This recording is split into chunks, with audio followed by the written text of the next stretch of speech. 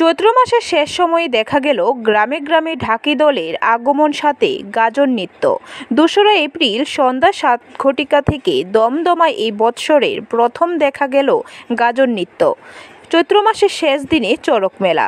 এই চড়ক মেলাকে কেন্দ্র করে ঢাকির দল গ্রামে গ্রামে ঘুরেন, বিভিন্ন দান সামগ্রী সংগ্রহ করেন। ঢাকির দলের সাথে থাকেন শিবগৌরী। শিবগৌরীর নৃত্য দেখতে ভিড় জমায় গ্রামের লোক। যে গ্রামে যান সে গ্রামের প্রত্যেক বাড়িতে যান এই ঢাকির দল। শিবগৌরীর সাথে থাকেন গৌরীর সখীগণ। সখীদের পায়ে থাকে ঘুঙুর, তাদের সঙ্গে থাকে ঢোল কাসরসহ বাদক। এই ঢাকি শেষ হয় চড়ক পূজার দিন। এই ঢাকি গাজন নৃত্যকে কেন্দ্র করে সনাতন ধর্মের জনগণের মধ্যে ব্যাপক উৎসাহ লক্ষ্য করা যায়।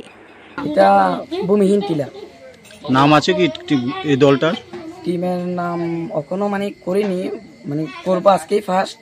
আর এমনি আগে আমরা অন্য দলের সাথে করেছি, আজকে আমরা একটা নতুন দল খুলেছি সবাই মিলে ঢাকিটা সম্পূর্ণ করার জন্য। ব্যুরো রিপোর্ট, খবর ত্রিপুরা।